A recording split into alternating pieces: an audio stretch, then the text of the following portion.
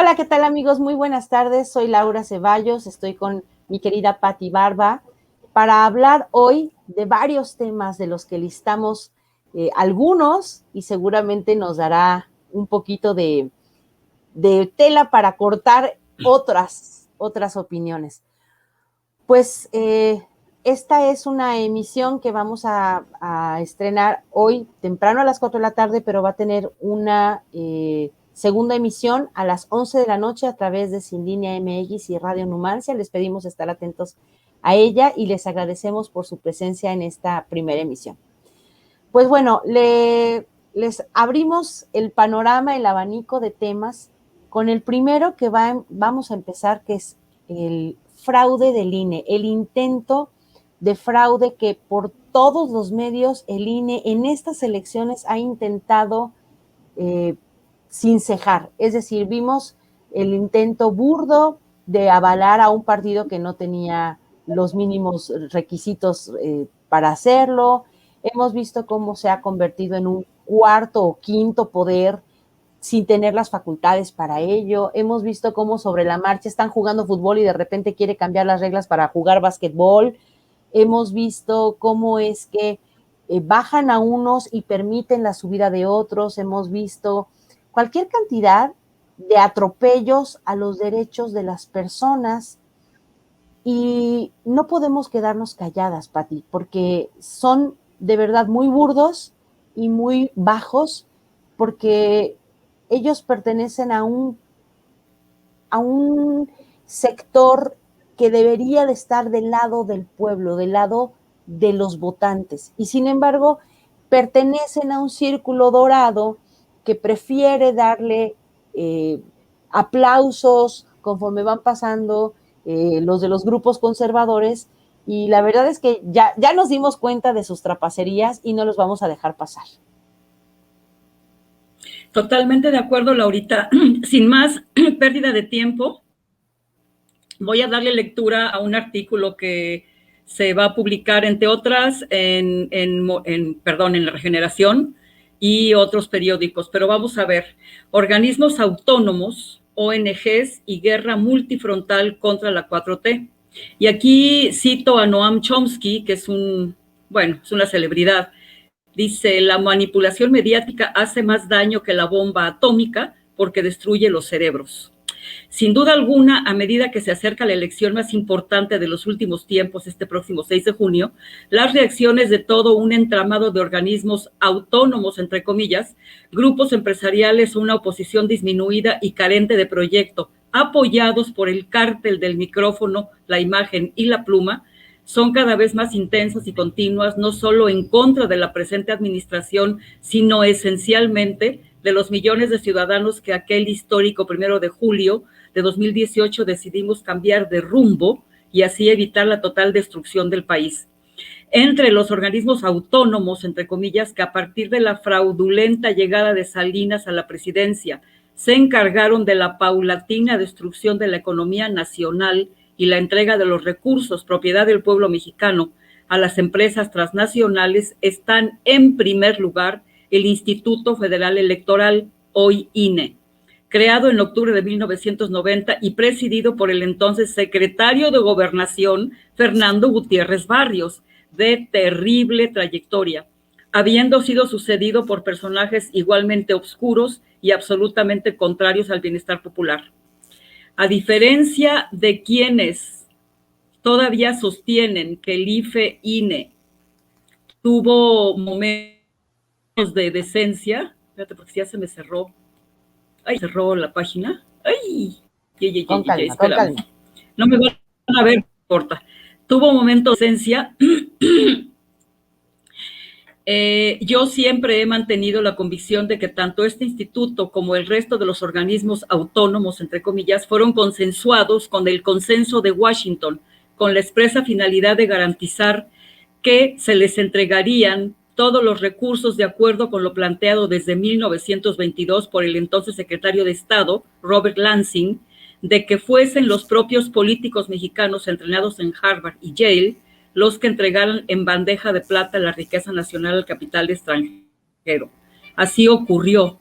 Fue también Salinas quien en 1993 creó nada más y nada menos que la Comisión Reguladora de Energía, la CRE, con el objetivo de facilitar la chatarrización de petróleos mexicanos, pilar del desarrollo nacional, desde su nacimiento a instancias del presidente Lázaro Cárdenas del Río en 1938. Por supuesto que fue esta misma comisión la que impulsó la nociva reforma energética aprobado bajo el desgobierno de Peña Nieto en 2000. En 1994, otro fraude disfrazado de democracia por el entonces IFE permitió la llegada al poder de Ernesto Zedillo, impulsor en agosto de 1996 de otro organismo autónomo, la Comisión Federal de Telecomunicaciones, que promovió el desmantelamiento de Ferrocarriles Nacionales de México para concesionar su manejo por 20 y 50 años a varias empresas privadas nacionales y extranjeras: ICA, Grupo México, Peñoles, Tribasa, Kansas City Southern, Union Pacific, de la cual fue miembro y presidente de su consejo de administración. Posteriormente, en el año 2000, se registró en México una de las simulaciones más sofisticadas y groseras por parte del IFE, entonces presidido por José Woldenberg, a quien todavía hay quienes consideran un verdadero paladín de la democracia electoral, pues permitió la alternancia con la llegada del panista Vicente Fox Quesada a la presidencia. Lo que parece olvidarse es que ya desde 1988 se había llevado a cabo un pacto entre Salinas de Gortari y el entonces presidente del CEN del PAN, Luis H. Álvarez, con el objetivo, consensuado con el consenso, de instaurar la alternancia gatopardiana para vender al pueblo mexicano la mentira del cambio, para que todo siguiera exactamente igual y se continuara con el despojo a la nación tal como ocurrió.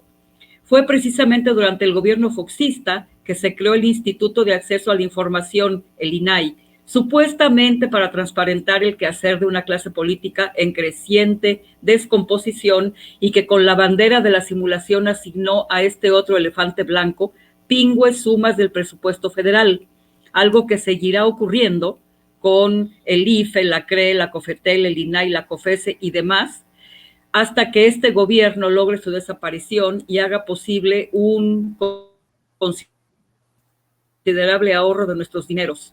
Laurita, si me paso, dame una señal y continúo en el siguiente bloque.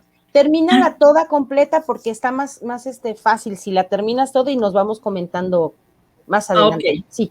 Ya bajo el gobierno de Enrique Peña Nieto, producto de otro vergonzante fraude, se creó en septiembre de 2013 la Comisión Federal de Competencia Económica, que, entre otras lindezas, ha pegado de alaridos por la Ley de la Industria Eléctrica, la LIE, presentada al Congreso de la Unión por el presidente Andrés Manuel López Obrador, con el fin de proteger a la Comisión Federal de Electricidad de los colosales abusos promovidos y solapados por esta instancia a manos de inversionistas transnacionales que, con el cuento mareador de la generación de energías limpias, no solo obligan a la CFE a detener sus plantas hidroeléctricas, que por cierto generan energías limpias, para darles preferencia a las transnacionales privadas, auténticos ladrones de cuello blanco disfrazados de protectores del medio ambiente, quienes sin pagar un centavo utilizan la red propiedad de la CFE para la transmisión de su energía.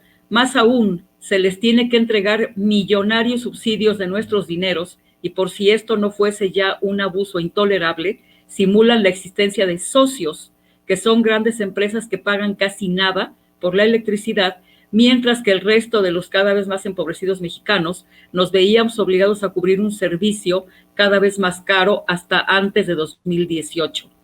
Es imprescindible aclarar aquí, especialmente a los jueces venales que concedieron amparos a las codiciosas corporaciones privadas en contra de la LIE, que la CFE no es una empresa de lucro, sino que es patrimonio del pueblo mexicano, cuya función es la de prestar un servicio absolutamente vital, por lo que no se la puede meter en la misma canasta del resto de las compañías, cuya única misión es la de obtener ganancias a costa de lo que sea.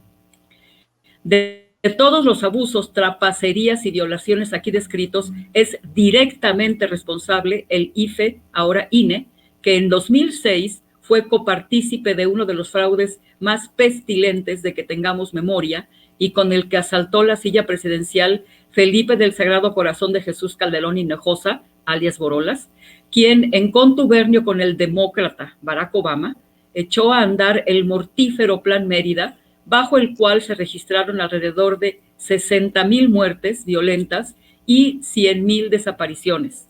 Sin duda alguna, el desgobierno calderonista está considerado como uno de los más sangrientos y brutales en la historia de México. Tras la elección del 1 de julio de 2018 y con el inmenso descaro que ha caracterizado a Lorenzo Córdoba, su acólito Ciro Murayama y demás consejeros, el INE se atribuyó el mérito de haber garantizado el triunfo de AMLO y su proyecto alternativo, conocido por todos como la Cuarta Transformación, gracias al cual la presente administración está llevando a cabo una permanente lucha para erradicar la inmensa y ubicua corrupción que ha penetrado prácticamente todas las instancias y regiones de nuestro país. Además de estas acciones que de primordial importancia, pues tal como lo ha dicho el propio AMLO, han sido las prácticas corruptas las que casi destruyeron al país, el gobierno ha estado empleando el presupuesto federal, que es dinero de todos nosotros, para garantizar la soberanía energética, la soberanía alimentaria y el fortalecimiento de todos los demás rubros que conforman la economía de una nación y así garantizar progreso y bienestar para todos los sectores por igual. Lo que indudablemente pretenden Córdoba, Murayama y demás integrantes de un INE que se ha transformado descaradamente en un instrumento de los poderes fácticos que buscan regresar por sus fueros al paraíso de abuso e impunidad, es descarrilar la próxima elección para impedir que Morena alcance la posibilidad de una votación de mayoría calificada en la Cámara de Diputados, que además es la que define el presupuesto federal del que dispondrá el gobierno para consolidar la 4T. La importancia de la mayoría calificada es que posibilita la modificación de la ley constitucional para, de ser necesario, regresarla al texto existente en 1917 que protegería el patrimonio nacional de las garras de los capitales privados transnacionales. Indiscutiblemente ha habido un elemento que ha coadyuvado con eficiencia espeluznante a engañar y manipular a millones de mexicanos que por décadas permitimos el surgimiento de todos estos organismos cuya finalidad ha sido la enajenación de nuestro patrimonio. El poder mediático de empresas como Televisa, TV Azteca, Radio Fórmula, periódicos, revistas y por supuesto las benditas y también malditas redes sociales que se han encargado de censurar, distorsionar y mentir para proteger el inmenso despojo del que hemos sido víctimas por más de 70 años. Y si a todo esto sumamos la acción tendenciosa y simuladora de ONGs como Artículo 19, financiada por el Departamento de Estado del país vecino a través de la USAID, la NED, la CIA y demás embajadas de países como Reino Unido y Holanda, pues el golpe multifrontal se recrudece. No es nuevo que en América Latina los poderosos intereses de las grandes corporaciones hayan creado organizaciones de la sociedad civil, entre comillas, para golpear a gobiernos comprometidos con sus pueblos y por ello contrarios a los infames intereses del imperio más depredador de que tengamos memoria, el de las élites que cada enero se reúnen en Davos, Suiza. Es este próximo 6 de junio cuando demostraremos si estamos a la altura del reto que representa la consolidación de nuestra soberanía y progreso. Tendremos que demostrar que somos capaces de cristalizar en los hechos lo estipulado por el artículo 39 constitucional, que dice: la soberanía reside esencialmente en el pueblo. Todo poder dimana del pueblo y se instituye para beneficio de éste. El pueblo tendrá en todo momento el inalienable derecho de modificar la forma de su gobierno. Y cierro este escrito con la frase del presidente López Obrador en diciembre de 2018. Dijo López Obrador: se va a hacer más con menos porque se acaba la corrupción. Una disculpa, Laurita, si me pasé porque... No, perdón, pero...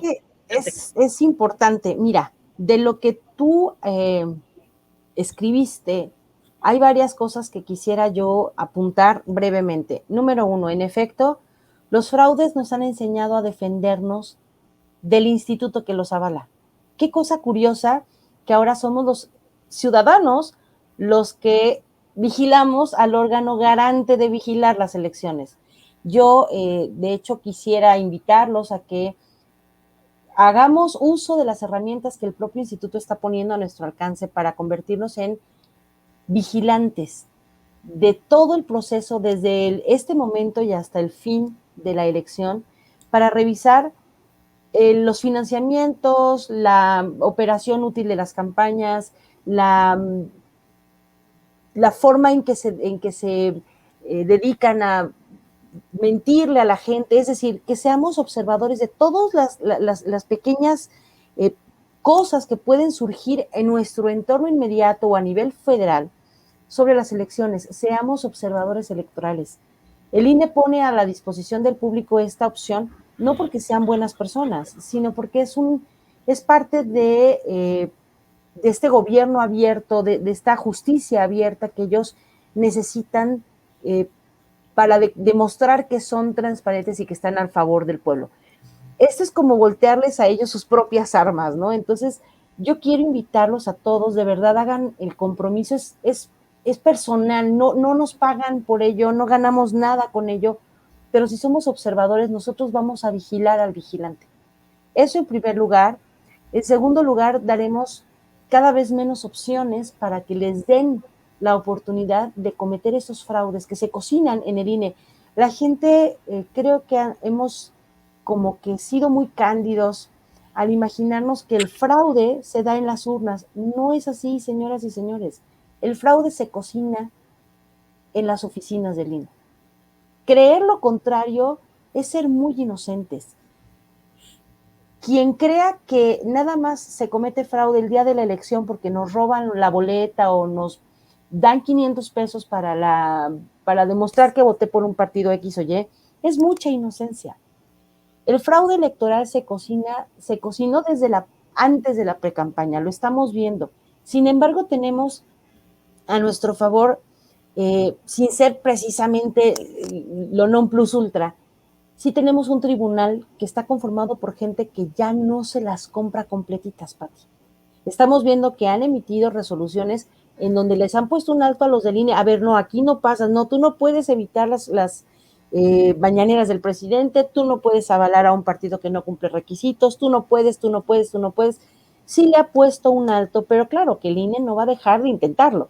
Entonces, yo sí quisiera que nosotros, los ciudadanos, nos abocáramos a ser observadores. Por lo menos es una garantía de que somos nosotros los que avalamos. Ellos se ponen el sombrero y dicen, nosotros garantizamos las elecciones. No, es mentira total. Fuimos los ciudadanos, los observadores electorales nacionales e internacionales, gente que se dedicó todo el domingo 1 de julio de 2018 a checar que las cosas estuvieran bien, y quienes lo hicimos de tiempo atrás, toda la parte de la campaña, porque no queremos que nos vuelvan a ver la cara de ¿what? Entonces, eso por una parte. Por otra parte, ahorita que estabas comentando justamente del el hombre por el que México está sumido en una crisis de valores, de desgobierno, de sangre, de gente desaparecida, hoy salió en La Jornada un artículo que me llena de alegría. Voy a leerlo brevemente y quiero que pongamos atención. Fíjense lo que dice, lo presentan en La Jornada. El título dice, investiga la FGR a Felipe Calderón por Rápido y Furioso, justamente ese negocio con Obama. Y ya compareció Marisela Morales. El expresidente panista Felipe Calderón es considerado imputado en la indagatoria de la Fiscalía General de la República, que realiza en torno a la operación llamada Rápido y Furioso, como parte de esta pesquisa a los más de 20 funcionarios o ex servidores públicos que pudieron haber tenido alguna responsabilidad. Fue interrogada la ex procuradora Marisela Morales, según confirmaron funcionarios que participan en el gobierno, en el Gabinete de Seguridad.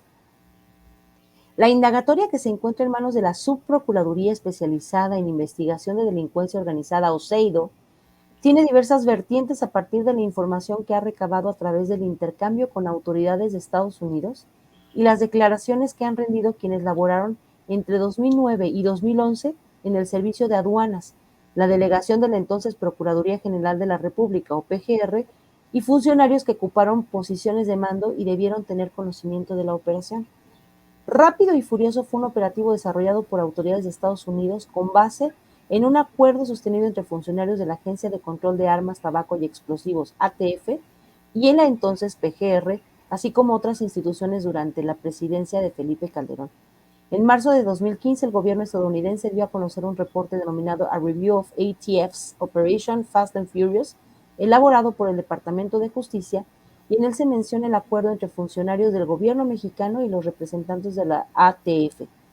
En esta administración federal, la FGR reabrió, es decir, existía en la PGR, pero se le puso un candadito de esos bien bonitos que no permiten que continúen. Sin embargo, se reabrió la indagatoria y, a decir de funcionarios de alto nivel del gobierno mexicano y confirmado por fuentes ministeriales, el expresidente Calderón ha sido considerado uno de los indiciados en esta carpeta de investigación. Sin embargo, el exmandatario de filiación panista aún no ha sido llamado a comparecer ante el Ministerio Público Federal para explicar la manera en que fue informado y se autorizó por parte de su gobierno la actuación de agentes estadounidenses en territorio nacional. En este contexto, Marisela Morales Ibáñez, ex titular de la PGR, quien antes de ser fiscal general estuvo al frente de la entonces Subprocuraduría de Investigación Especializada en Delincuencia Organizada, o CIEDO, habría conocido el desarrollo y seguimiento de las 2,000 armas que ingresaron ilegalmente a México y que se entregaron a grupos criminales, principalmente los cárteles de Sinaloa y los Zetas. La comparecencia de Morales Ibáñez trasciende luego de que el pasado 18 de febrero compareció ante la FGR y el subsecretario de Seguridad Pública y uno de los hombres más cercanos a Genaro García Luna, Facundo Rosas. ¿Por qué es importante que demos lectura a esta clase de información, Pati? Simple y sencillamente porque, por un lado, están los que atacan al gobierno diciendo que todo se está reduciendo a venganzas políticas, y otros que creen que no se está haciendo nada. Creo y espero no estar equivocada. Son tantas las trapacerías y la bola de porquería que está atorada en un ducto pequeñito que es la fiscalía, que está costando trabajo que salgan adelante. Eso no significa que no se esté trabajando. Probablemente quisiéramos todos ver como con un manotazo que todos se fueran a la cárcel porque sabemos que son culpables. Sin embargo, tenemos que confiar en el proceso y que salga todo como debe de salir. Y por último, para terminar con esta intervención, no debemos olvidarnos jamás que nuestro voto es la llave de entrada o de salida, según se vea, a la justicia. Entonces, por eso es que es importante que defendamos nuestro voto, defendamos todo el proceso electoral desde este momento para poder dar legalidad a las personas que lleguen a ocupar estos cargos, porque así como dice el artículo 39, es nuestro derecho a elegir y cambiar a las personas que conforman el gobierno, también es nuestra obligación observar que el proceso sea de la mejor manera y como estamos viendo que el árbitro no funciona, seamos nosotros vigilantes de ese vigilante, Pati. Definitivamente, tenemos que tener, no es una alucinación mía, no es que yo me imagine, no, tengo la convicción de que la estructura, tal como el INE fue regulado, fue fundado, fue consensuado con el gobierno norteamericano. Hasta la llegada de Andrés Manuel López Obrador y con la excepción del general Cárdenas, de ese periodo glorioso de 34 al 40, con esas excepciones del presidente de hoy y el presidente Cárdenas, la política implantada en México ha sido cocinada por el gobierno de los Estados Unidos. Ellos han dado las pautas y aquí obedientemente se ha implementado tal como lo han dicho, y claro que ellos se llevan su tajada. Ahora, ¿por qué el INE y por qué se les paga esas cantidades tan ofensivas que rebasan 3 veces lo que gana el presidente de la República y hasta 4? Si tomamos en cuenta sus prestaciones y demás dineros que se van por ahí. ¿Por qué se les da tanto dinero? Porque el servicio que hacen a las transnacionales y al gobierno norteamericano Es inmenso. Lo puedo decir con toda certeza, sin temor a equivocarme. El INE fue puesto ahí, ante CIFE, para garantizar que se llevara a cabo la entrega de los recursos en consenso con el consenso. ¿Cuál es el consenso de Washington? La Reserva Federal, que de pública no tiene nada, es privada, es un negocio privado. El fondo más infame, conocido también como el Fondo Monetario Internacional, y el Banco Mundial, que son el paradigma de la depredación. Son los pilares en los que se sustentó el neoliberalismo en este país y destruyó, casi destruyó a Pemex, a la CFE, posibilitó la entrega de cuánto te gusta del territorio nacional, el 80%, a las mineras depredadoras. Es decir, todo lo que teníamos, todo lo que éramos como país, que logró un progreso enorme después de Lázaro Cárdenas, porque pese a Ávila Camacho, Pemex era una empresa tan boyante, tan poderosa, que permitió que el país creciera hasta un 6%. Teníamos un nivel de bienestar de verdad, y aún así faltaba democracia.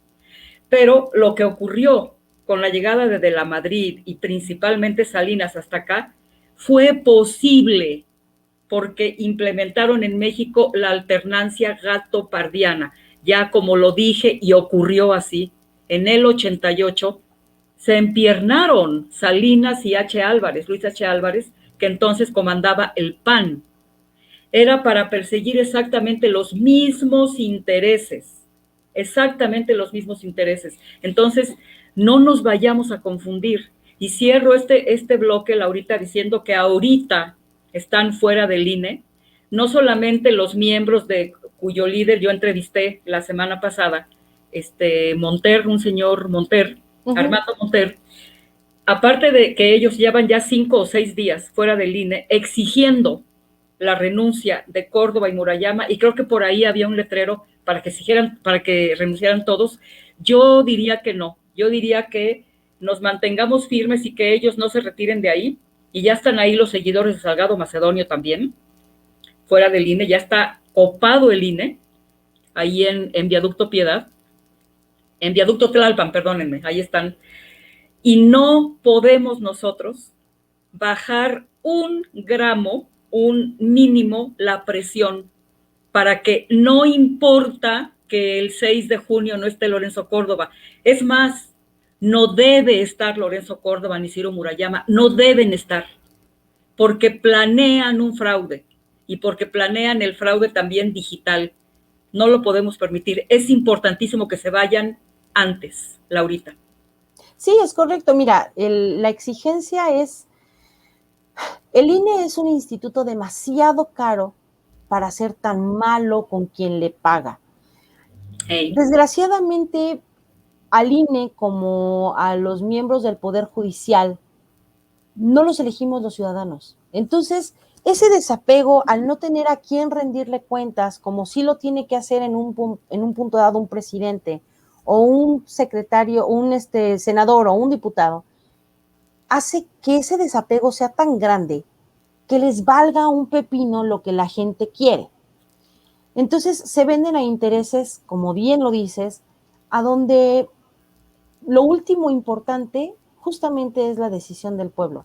Este INE es tan cínico que por un lado se fija en los centavos de lo que no gastó, por ejemplo, Morena, y por eso es digamos que la justificación por haber bajado más de 48, 49 candidaturas, entre ellas las de Félix, porque no hubo campaña y debieron haber presentado un informe en ceros, y como no lo presentaron, o sea, la falta de lógica, claro, es un requisito, y lo dice la ley electoral, dice claramente que se tienen que presentar 3 informes en el periodo de precampañas y un informe final, pero si no hubo precampañas, entonces, ¿dónde? O sea, absurdos, pero bueno.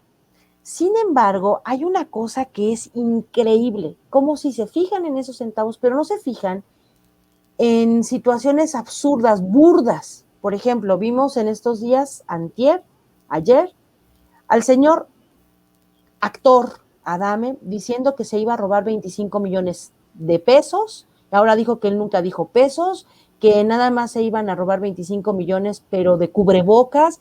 Ya salió la empresa que fabrica los cubrebocas diciendo, nosotros no tenemos convenio con nadie, nosotros no vendemos al público, nosotros entregamos directamente a empresas o al sector médico o de salud. O sea, él está como la típica foto de, ¿ya viste qué señora tan fea? Oye, es mi mamá. No, no, la de atrás es mi tía. No, no, digo la gorda de al lado es mi esposo. O sea, se está tropezando con su propia lengua. Eso por un lado. Por otro lado, también los mismos de redes sociales progresistas han permitido que haya candidatos que no deben serlo. Por ejemplo, estuvo estos días tratando de subir la candidatura de el obispo emérito Onésimo Cepeda. La ley claramente dice que una persona que fue ministro de culto de cualquier religión tiene que haber dejado su cargo efectivamente 5 años antes de la elección. El hombre, por ser emérito, no ha dejado de ser sacerdote porque él sigue oficiando misas privadas y tal. Solo que fue tan evidente, tan evidente, que acabaron diciendo, no, ya hablé con el Papa y ya me dijo que mejor no me inscriba a la campaña, que no es saludable para mi, no sé, vitalidad. Por otro lado, están viendo cómo es que personas que son, yo no les llamaría influencers, porque la verdad es que la palabra además me cae regorda, pero que tienen un peso específico en la palestra pública, como este señor Alasraqui impresentable, diciendo que lo mejor que podían hacer era mentir sobre Morena, decir todas las mentiras posibles para que, o sea, ya son tan cínicos estos conservadores derretidos y derrotados, que dicen las cosas sin el mayor pudor, o sea, no se detienen a pensar lo imbéciles que se oyen, pero lo peor de todo es que el instituto, el órgano que está encargado de garantizar la mejor convivencia durante las campañas, esas cosas no las vea. Es increíble cómo se hacen de la vista gorda para unas cosas y no se enteran de otras. Es verdaderamente lamentable. Yo ayer que el compañero Noroña se acercó al INE, justamente eso es lo que tenemos que hacer.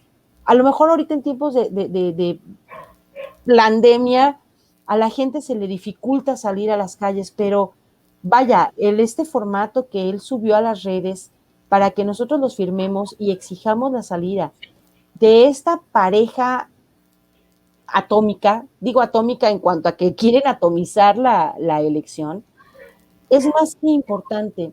Al Congreso de la Unión lo mandamos nosotros, ellos son nuestros representantes y ellos tienen el poder, porque está dentro de sus facultades, hacer la remoción de esta pareja que ha buscado por todos los medios dinamitar esta elección, esta en particular. ¿Por qué?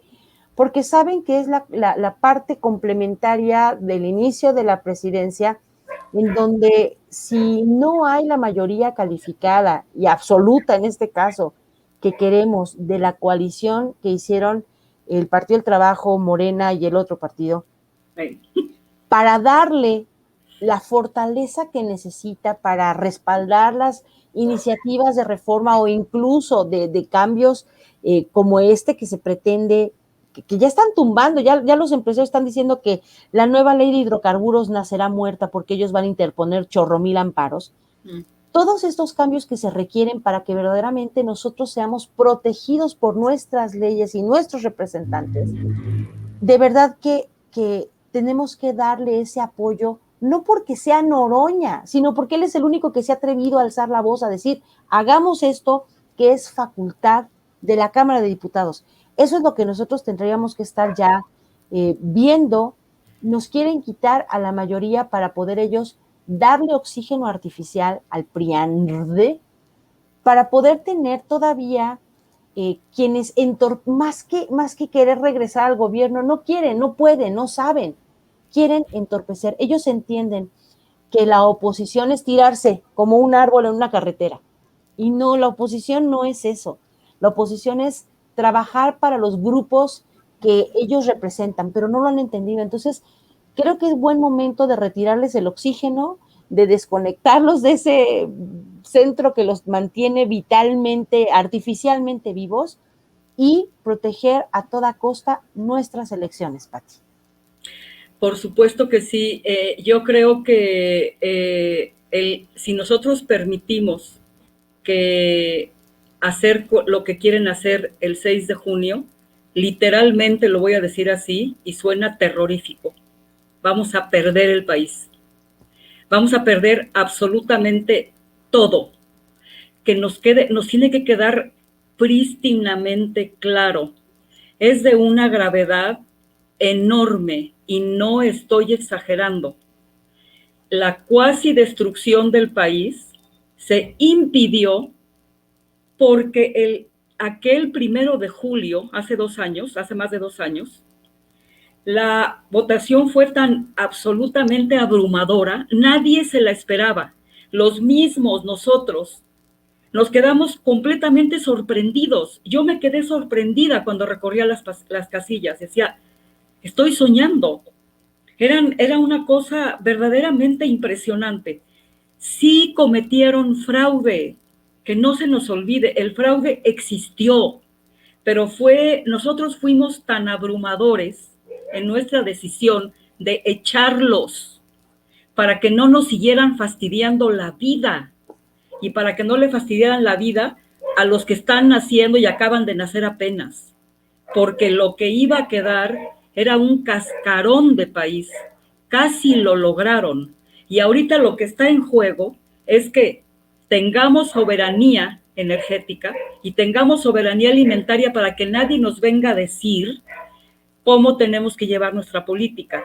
Porque si nos seguimos recibiendo instrucciones del consenso de Washington, nosotros vamos a acabar como casi acabaron muchos mexicanos, 60 millones, sin poder hacer absolutamente nada, con una pobreza escandalosa. Entonces, vamos a perder absolutamente todo. Tenemos que tener esa claridad y apoyar, no a Fernández Noroña, apoyarnos a nosotros mismos. Exacto. Es nuestro futuro el que está en juego, es nuestro país. Y cierro aquí y ojalá podamos abordar este tema, aunque es muy extenso, Laurita. Esta gran preocupación del comportamiento tan inaceptable que está observando este señor Mario Delgado y su secretaria. Exacto. Y cuando digo esto, también reitero, y hacemos un llamado, yo sé que tú te unes a este llamado, de que no importa que apesten a los que Mario Delgado les ha levantado la mano, no importa, tenemos que votar todo Morena. Después del 6 de junio, los vamos a llamar a cuentas. Esto no se va a quedar así. El hecho de que votemos todo por Morena no implica, y lo decimos muy claro aquí, y yo lo voy a seguir repitiendo, no implica que estemos de acuerdo con la forma tan desaseada, tan traidora a los principios de Morena, con la que se ha comportado Mario Delgado. Verdaderamente está rebasando los límites, pero es tan vital lo que está en juego para nosotros. Tenemos que votar por Morena, no importa. Todo por Morena. Todo, Laurita. Fíjate que sí, y vaya, lo hemos hablado ya en otros programas, la elección de los dirigentes de Morena no ha sido ni aseada, ni afortunada, ni útil, ni siquiera es lógica. A mí me da tristeza pensar que el movimiento parece estar pendiendo solamente de alfileres. Y no lo digo, no me refiero al movimiento como la 4T, sino al partido como ese aglutinador de las personas que quieren trabajar y continuar haciendo el bien a México. Vimos cómo es que gente útil no fue tomada en cuenta y vimos cómo es que recogieron cascajos de otros partidos y les levantaron la mano porque eran populares. No se trata de la popularidad aquí, pero Mario Delgado no lo leyó, no se dio cuenta. No se trata de popularidad, se trata de trayectoria personal. Hay gente que tiene 20 años trabajando para su comunidad y que era muchísimo más útil y más efectiva que a lo mejor alguien que, es que él estaba en el PRI hace 3 días, pero ahora quiere trabajar con nosotros. Creo que lo hemos también repetido, debieron haberse reservado el derecho de admitir a cualquiera, porque en este momento vemos también con tristeza como gente que estuvo en Morena desde el principio, como no obtuvo lo que quiso, se fue con el partido de enfrente. Creo que este chapulineo debiera ser parte de la ley electoral. No es, yo insisto en que la ley, todas las leyes, lo que da marco a todo este entramado electoral, las leyes no están mal hechas, sino están mal aplicadas porque es gente que se ha dedicado a buscar el resquicio más mínimo para poder violar la ley. Pero debiera de estar estipulado que una persona no puede cambiar de partido de la noche a la mañana para nada. Tendrían que pasar 2 años. Ya renuncié a mi partido y estoy sin partido y no, ni siquiera puedo ser diputado sin partido. No, si entraste sin partido porque eres un diputado ciudadano, adelante. Pero si saliste del Morena y te fuiste al PAN y ahora golpeas a Morena todos los días como la Lili Telles, no tendrías derecho de ser diputado o senador porque estás traicionando a la gente que votó por ti. Eso por un lado. Y por otro lado, creo que es muy lamentable que los dirigentes no estén escuchando a la gente.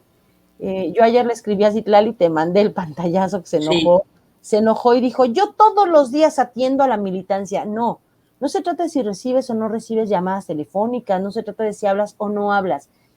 Escuchar en este caso a la militancia implicaría que hubieran puesto atención a lo que la gente exige, que es no hacer lo mismo, porque el presidente todos los días trabaja para demostrar que no somos lo mismo. Toda la gente que hacemos algo por nuestro país demostramos que no somos lo mismo.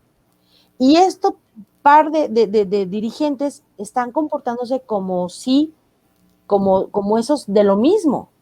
Entonces, a mí sí me parece que es un error que hayan tenido el desatino de levantar la mano impresentables, pero como bien dices, el movimiento requiere congruencia, y congruencia, aunque ellos sean incongruentes, congruencia es votar por ellos para que fortalezcamos la Cámara de Diputados, para que otorguemos la confianza de que todos los planes del presidente van a poder ser llevados a cabo con la disciplina fiscal. Lo primero, ahí sí que lo primero pues son los dineros.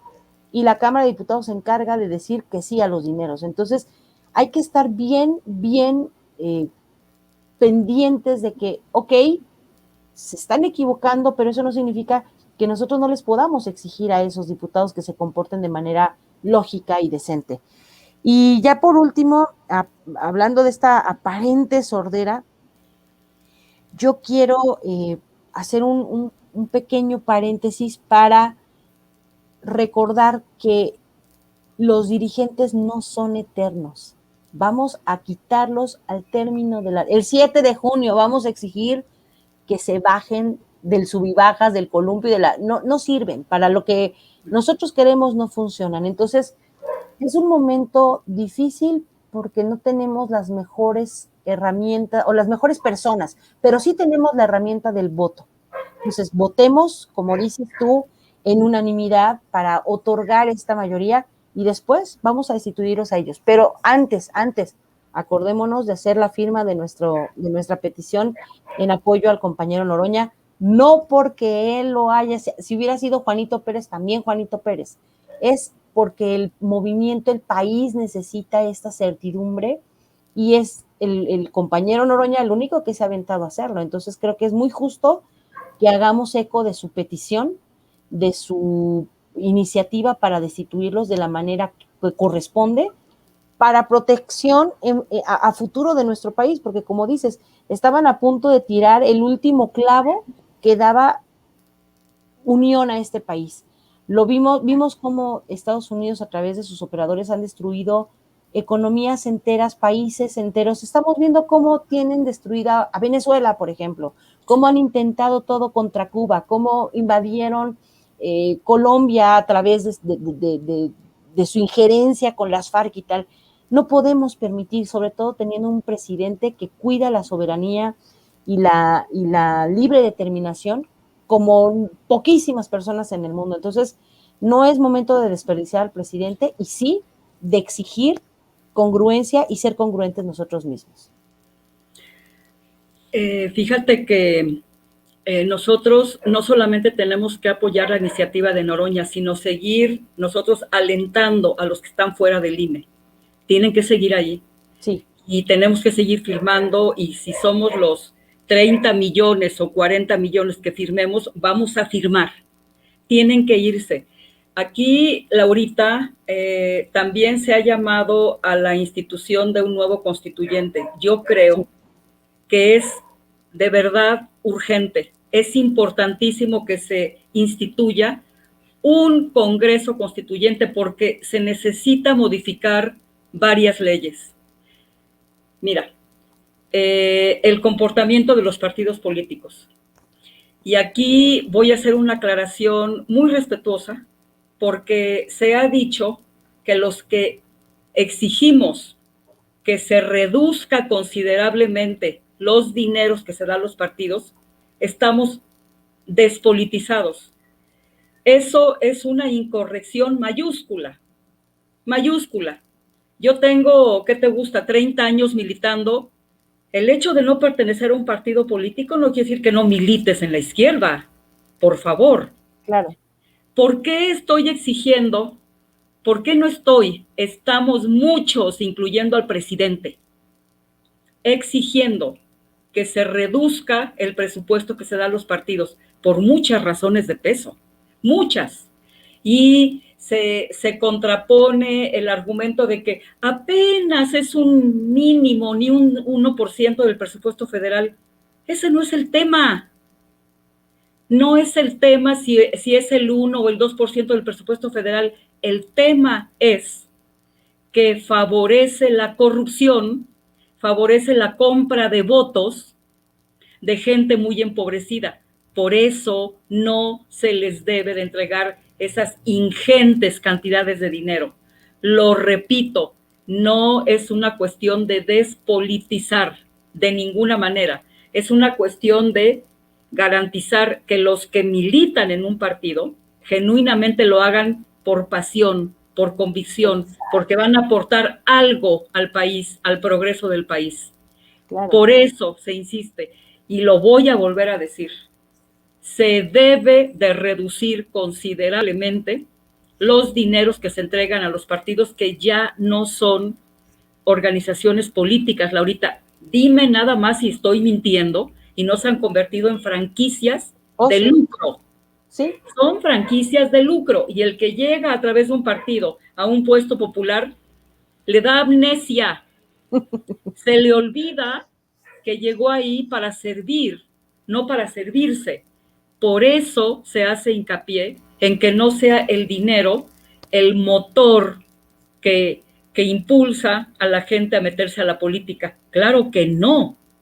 Tiene que ser el amor por tu país. Es más, tiene que ser que tú mismo te vas a encargar de cuidar tu propio futuro. Vas a contribuir a la formación de un país donde todos vivamos con bienestar, sin abusos, sin impunidad y sin corrupción. De eso se trata. Y voy a volver a insistir. Se les tiene que reducir el presupuesto a los partidos políticos, y termino, Laurita, al INE. Y tenemos que cambiar la estructura del INE y crear un organismo al que el INE le rinda cuentas. Claro. De ese tamaño. Claro. Mira, desgraciadamente todo empieza y termina con el dinero. Increíblemente en otros países siempre la comparación es muy, como dice el presidente, muy desafortunada, porque no acaba, o sea, estás comparando jitomates con plátanos, no tienen nada que ver, pero sí en una cosa, el sistema electoral y político de países como Suecia o como Finlandia, claro, son países muy grandes, muy ricos a nivel económico, con muy poca gente, entonces les da chance de tener una organización política social diferente. Son mundos distintos, pero los servidores públicos, por ejemplo, hay una anécdota, una maestra gana, por decir, o sea, no sé exactamente el salario en pesos, por decirte, una maestra gana 50,000 pesos Sí. dando clases y en el servicio público gana 20,000. Obviamente nadie quiere entrar al servicio público porque no inventes, o sea, me van a quitar, o sea, voy a ganar menos de la mitad. Primero, la gente tiene obligación de servir. O sea, obligación significa que no es de que, yo quiero ser candidato. No, no, no, señor. Ahora a usted le toca el turno de trabajar para su patria. Eso es rarísimo desde nuestros ojos. Te mandan a llamar, te sacan de tu trabajo y te emplea el gobierno por un periodo, son cortitos sus periodos de 2 años, una cosa así. Trabajas por tu patria y terminas y te regresas a tu trabajo y te reintegran sin problema porque esa es la idea de servir a la patria. Entonces, en México es impensable. La gente, un maestro, pues yo lo veo el otro día, el año pasado todavía habían trabajos normales. Decía, se solicita maestra para secundaria, 6,000 pesos mensuales. Y dices, oye, no me manches. ¿Cómo me vas a pagar 6,000 pesos como maestra si voy a trabajar en un grupo de 20 o 30 niños y pagan colegiatura? ¿Y cómo vas a pagar la porquería y la humillación de 6,000 pesos? No porque el dinero no sea bueno, pero ¿cómo le pagas a un maestro una mentada de ese tamaño? Entonces, ¿qué es lo que hacen los que no quieren ser maestros? Por decirte una profesión. Pues voy y me inscribo y voy a ser candidato y Sí. voy a hacer, entonces me voy a hacer rico en 3 años. Esa es la diferencia de posturas. Si tú obligas a la gente a servir a su patria y le das una remuneración suficiente, pero obviamente no onerosa, no van a querer entrar al servicio público y menos para robar. En el INE, como dices, los salarios son hasta de 4 veces lo que gana el presidente y todavía se atrevieron a decir que no les va a alcanzar el dinero para organizar la consulta para meter a la cárcel a los expresidentes. O sea, ellos tienen un déficit de 1,500 millones de pesos. Cuentan los millones como que contaran plátanos en una penca. Increíble. No es posible. Si además en México, a través de la ley, la gente que les da, o sea, en la parte del presupuesto, se le dijera, a ver, tú tienes 1,500 pesos para gastar en un año, tú IFE o INE, pero ¿qué crees? No te los voy a dar en efectivo y tú no los vas a poder sacar, te voy a dar una especie como de vales. Vale, ¿qué cosa quieres comprar? Una computadora, a ver, enséñame la que tienes. No funciona, ok, entonces sí, que la auditoría verdaderamente funcione, no posterior al año fiscal que ya pasó, no, antes. ¿Qué quieres comprar una computadora? A ver, enséñame la que no funcione.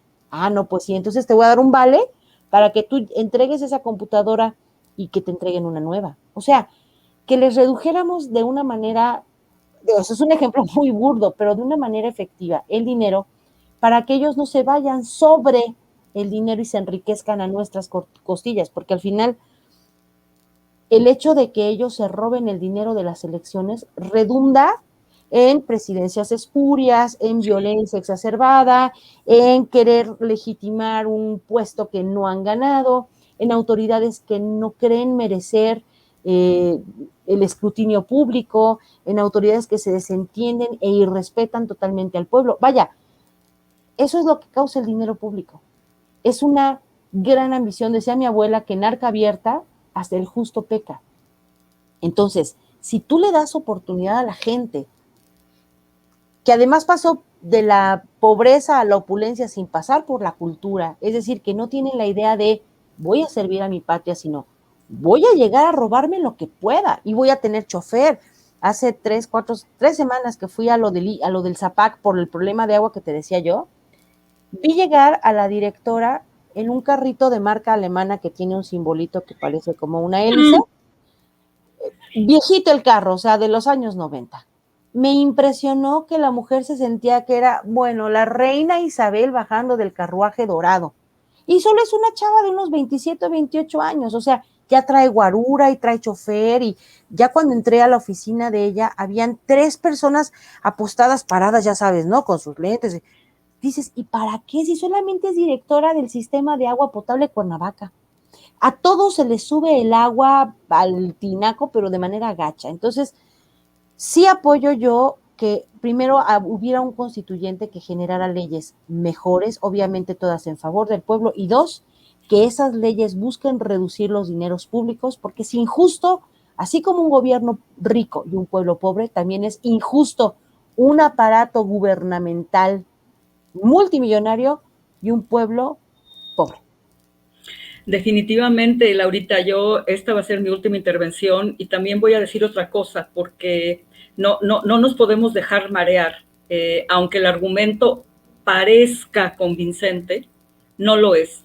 Se dice, tiene que haber dinero público a los partidos porque si no, las organizaciones mafiosas lo financian. A ver. Ese argumento te lo voy a romper ahorita, ¿sí?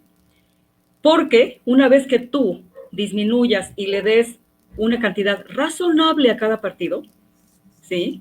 Y además vas a fiscalizar para qué es el partido, cuál es todo, o sea, una verdadera vigilancia nuestra. Hemos sido omisos en eso.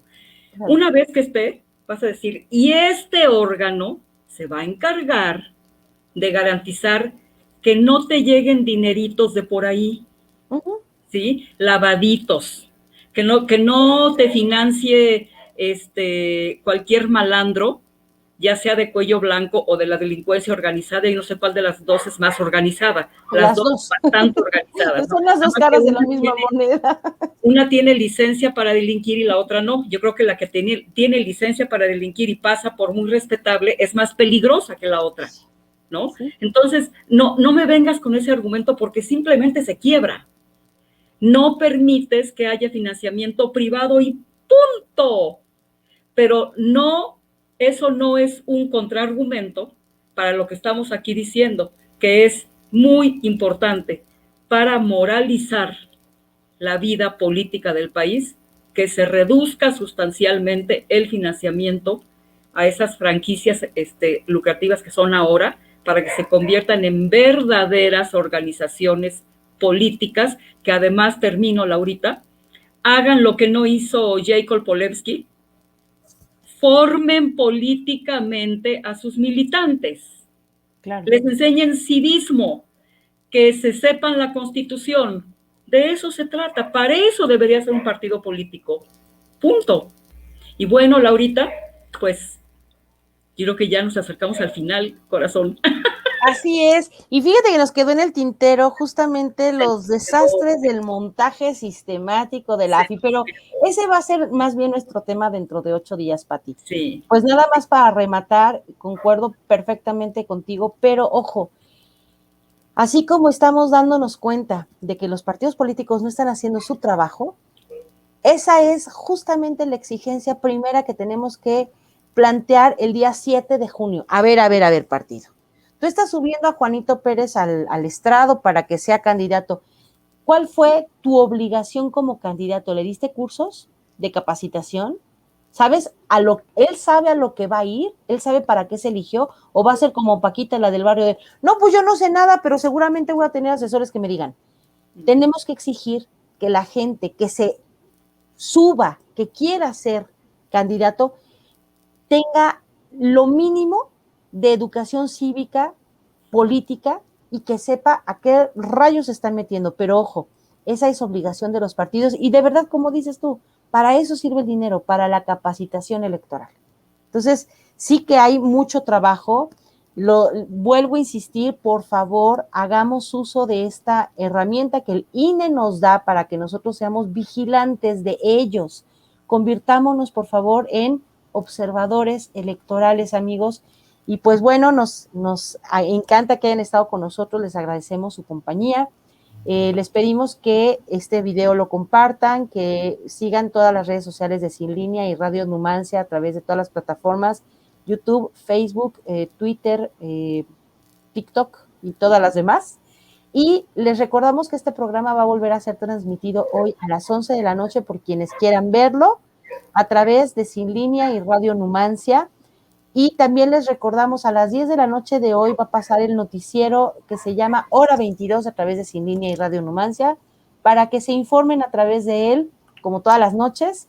Y pues nada, Pati, 1,000,000 de gracias y nos estamos viendo la próxima. Sí, hasta la próxima. Vemos el caso Vallarta y INE, caso de Israel Vallarta. Buenas tardes, muchísimas gracias por su atención, nos esperamos hoy a las 11. Laurita, un abrazo. Bonita tarde, gracias.